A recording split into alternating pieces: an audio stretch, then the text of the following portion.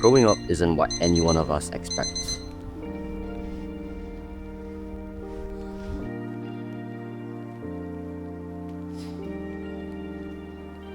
Everything used to be all about learning and fun.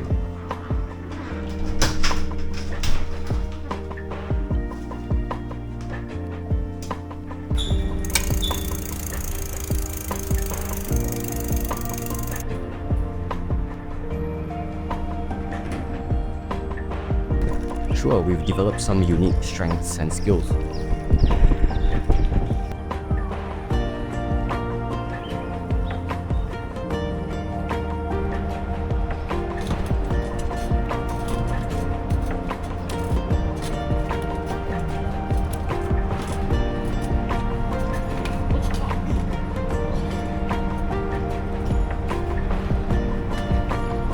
But our weaknesses and insecurities too become more prominent.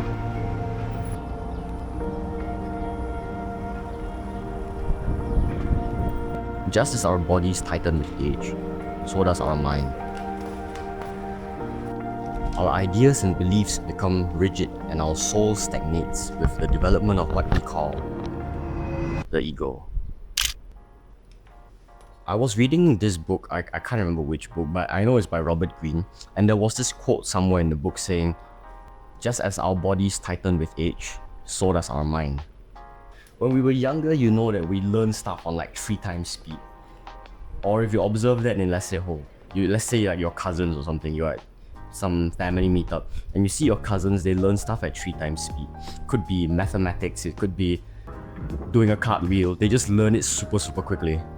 And that's because at their age, we feel naturally inferior.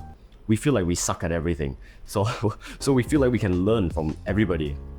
And with that, you learn from everybody. You want to learn from everybody. But just as we develop and age, our skills develop, we get compliments, we get positive feedback. It starts to lock in that beliefs, like cash out, you know what I'm saying? That's when you start feeling, oh, I'm actually pretty good at this. People actually say I'm good at this. So you begin to feel like I'm better at this than everyone else. And that's not actually a bad thing. That's actually a good thing. That is what we call self-esteem. That slowly goes away with our inferiority complex. I oddly developed this feeling rather early on as a kid, like this ego. I felt like I developed this pretty early on. I was like maybe 10 years old, and my brother, he was folding this paper aeroplane. And all the time I used to get praises from my mom for folding a paper aeroplane. Up to a point I was like, okay, you know what, that's cool, I'll try something else. And my brother followed my footsteps. He started folding paper aeroplanes. He'd come back from school and start folding them every single day. I don't know if you watch YouTube videos or whatnot, but over time his paper aeroplanes got so good, I kid you not, if you throw it out from the 2nd floor, it's gonna reach the opposite side of the HDB. If you're living here in Singapore, you know what I'm talking about. You look out the windows, you don't see grass patch, you see another person's house. So when you throw it up on the 2nd floor, I feel like it's gonna be able to hit the opposite HDB from where you are standing. That's how far it goes. Maybe like a good solid 100 meters if you throw it from the 2nd floor. And that obviously got some praise. My brother got some praise for that.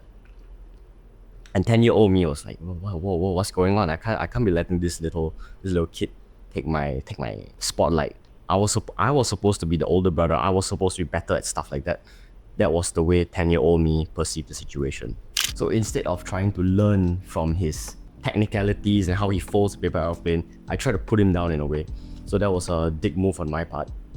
And eventually I never got as good as him. He's probably still better at folding those paper aeroplanes than I am. But well, here we are today. And then over time I don't know if he forgave me for that. But over time, as we aged even further, our strengths began to develop in different areas. He's really good at basketball, and the other one was good at taekwondo. The other one, he's learning chess right now. Yes, I have 3 brothers. Over time, I also learned one thing, especially if those people view you as an authority figure. It's your job to give them that validation, give them that compliment. I learned how to compliment my brother for his jump height in basketball, and he's super tall. He can jump. In fact, his arm reach is really higher than mine, but he can jump like a good 2 times the height of mine. So yeah, I compliment him with that. He began to train more and more and more. My other brother with the chess one, here's a clip of me playing chess in Bali with him. It's not those like tiny chessboards, a massive chessboard. So I let him whoop my ass one time. I said, no, that's a pretty good move. You can try doing this. And that I was like hinting towards him on how to take my pieces. But yeah, with that, he developed quite a interest in chess. And now he's in the school's chess club. And for the other guy, he went into Taekwondo 2 years ago. 2 years ago, yeah, 2 years ago when he was in 2023. And 2023, when he started learning all these kicks and stuff, that was also when I was trying to learn tricking. And over time, I just learned how to complement his styles. In fact, now he's better than me in most of the kicks. So I went ahead to ask him to teach me this kick called the back hook kick. So with that, I have developed my own strength as well. I don't think this is known as a strength, but I'm a jack of all trades. I can do a little bit of everything. I think that I owe that completely to my activation of the inferiority complex. My ability to dumb down my ego and say, shut up, just listen. Everybody has something they can teach you. So with that, I literally now know a little bit of everything. I know like this, but I'm searching for my Rubik's Cube. Never mind, it's in there somewhere. And with that, I just learned so many random stuff. I'm not yet a king of all trades, but I'm a jack of all trades. I literally know a little bit of everything. I can do lots of stuff. Yeah, let me just throw a few stuff on screen. And that's also why you heard the saying, you can't teach an old dog new tricks.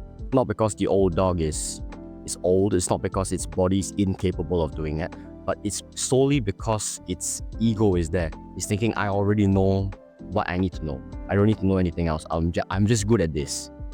And once you have that feeling, that self-belief, you are essentially shortchanging yourself. Your mind and your body combined are capable of amazing things, but you cannot shortchange yourself. The moment that you start thinking that, the moment that your ego comes up and this rigidity in your brain to not want to learn from people comes up, you are shortchanging yourself. If you, for a moment, just think, nah, he can't teach me this, nah, I can't learn this. Bro, you can't, just because you said you can't. And I know it sounds like some cliche Instagram quote with flowers in the background and some sans serif font in front, but that's just the truth. I'm not telling you this from an Instagram point of view. I'm telling you this straight up as someone who has seen the reality. And you may think like, oh, I can't do those extreme stuff. Like, you know, that 360 clip I showed you, that one where I spin around right at the start of the video. Yeah. If you think you can do that because, let's say, you have shoulder injuries and stuff, listen to this. I want to clip this out.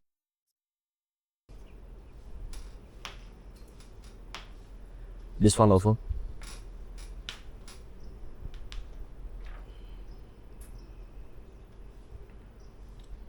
Yeah. I can do it, bro. Your turn. So with that said, what's the number one takeaway from this video? The mind of a child is like inferior and dull, but it is creative and flexible.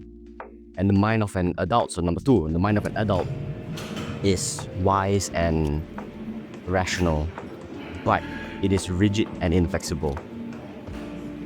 The peak human mind, so this is the most important point. The peak human mind is a combination of both the best worlds of the child's brain and the adult's brain. And this has nothing to do with the physiology of your age or say, oh, I'm old already. No. It's nothing to do with that. This thing called neuroplasticity is just your ability for your brain to learn stuff. It's very, very high throughout your entire life. It is kept up really, really high throughout your entire life. Sure, it drops a little bit, but it remains very, very high throughout your entire life. And you can physically override it by thinking, I'm going to use these qualities of a child's brain, I'm not like steal a child's brain, but I'm going to steal the qualities of the brain I had when I was a child, the creative and the flexible part. I'm using this, and I'm going to use the rational and the wisdom of my current adult brain. you put it together, that is the peak of the human mind that I can possibly think of right now. Sure, there's gonna be some other stuff, but this is the most important thing that you can take away from this video. Look back into your childhood age. Look at your current self. Think, what have I denied myself of? What have I stopped myself from learning because of this natural ego that comes up with age? Then you just force yourself to push it aside. It's not gonna go away completely, but you force yourself to dumb down the ego. Tell the ego, shut up. Shut up. And just listen to what that guy has to say. And think and allow yourself to be permeable to their point of view. So once I understood this, everything became so much easier. Learning, complimenting people, making friends, etc, etc, etc. Well, you came to this video to learn stuff, but there's like the other bonus benefits that you're gonna get. And those people who you view as authority figures, they're gonna like you more for not like just accepting their ideas blindly, but you're actually processing everything that they say and returning back to them saying, oh, I like this point. When you prove that you're listening, which is when you dumb down your ego and you actually listen, people can tell and they'll like you more for that. So your authority figures will like you more because of that. Second point, if people who view you as authority figures, they notice that you're actually listening to them, and they notice that you gave them validation, praises, compliments for the stuff that they have done well, that they think that they have done well, they're gonna push harder for it. Like that time when I got my brother to whoop me in chess, I got him to do that. Okay, relax. I got him to whoop me in chess, and then now he joined the chess club. If I didn't let him whoop me and I decided to like, nah, you suck at this, no, don't do this anymore, then he's not going. He probably wouldn't be in chess club right now. I don't know where he'd be, but he wouldn't be in chess club right now. And second most importantly, I approach every interaction with this guy or this girl can teach me something. There's always something for me to learn. Sure, there's going to be some times where this turns off, like if I don't really like the person or something. But I would always try my very best to shut down this ego and say, acknowledge this guy's strengths. This guy has a point. And when you start forcing your conscious mind to think that way, to shut your egotistical mind up, you will undoubtedly learn stuff. And that is not saying to make yourself inferior all the time. That's just to say, notice the strengths in other people and leverage that strength. I've leveraged the strengths of lots and lots of people, and that's why I know lots and lots of skills in many, many different fields.